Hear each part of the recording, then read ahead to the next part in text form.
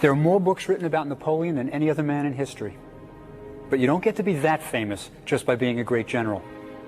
He was a genius, interested in everything: art, literature, mathematics. You know our system of numbering houses? Odd numbers on one side of the street, even on the other? That was Napoleon's idea. But in spite of his fame, there's a mystery year in his life. What is it that makes someone a legend? What is it about their lives that catapults the rare few to greatness? It's difficult to say, but in all of history, there is only a handful of truly great figures, and none was greater than Napoleon Bonaparte.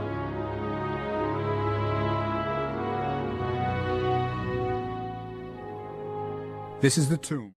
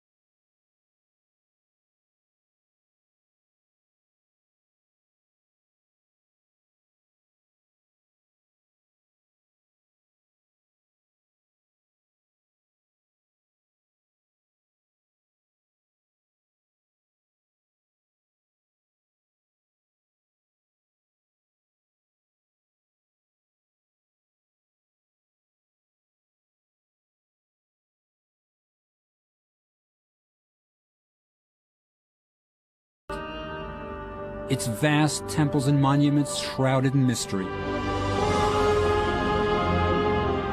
Its ancient writings, indecipherable.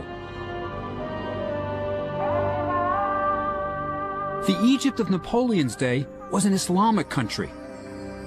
The skyline of its capital, Cairo, filled with the mosques and minarets of the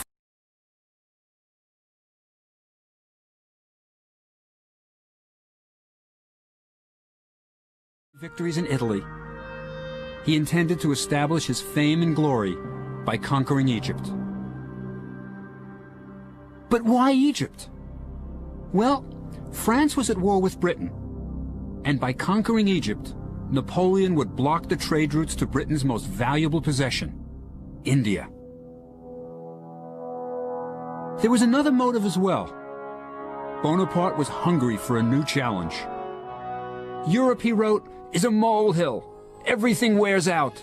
My glory is already past, and this tiny Europe does not offer enough of it. We must go to the east. All great glory has always been gained there. Seeking fame and glory, Napoleon would follow in the footsteps of his hero, Alexander the Great. He would sail for Egypt, that exotic land that for centuries had remained isolated from the Western world. After weeks at sea, the French landed near Alexandria, then a sleepy seaport, and they captured the city with little resistance. The country wasn't even ruled by Egyptians, but by Mameluke warriors who had seized control of Egypt. In the 13th century, the Egyptian Sultan bought 12,000 young slave boys, Mamelukes, from the Caucasus Mountains near Armenia, and trained them for an elite fighting corps. The Mamelukes soon overthrew the Sultan and had ruled from Cairo ever since. Soon, Bonaparte would have to fight them, but that was easier said than done. This is the Egyptian desert. It's hot, very hot. It goes up to 130 degrees in summer. Tourists are advised to wear a hat, light clothing, and drink a quart of water every hour. Bonaparte arrived in July. His men had heavy woolen uniforms and no water bottles. Why? Because Bonaparte was an amazing contradiction. He could manage minute details of his campaign, was a great strategist, but when he... And the artillery at the outer corners. The Battle of the Pyramids was unlike any other. For the first time in history, a European professional army would clash with the elite Oriental fighting class. It could have been billed as East meets West. The Mamelukes were fresh and confident. Their costumes were exotic, armed with daggers, rifles, battle axes and pistols. The Mamelukes were a formidable sight. Napoleon always knew how to inspire his men.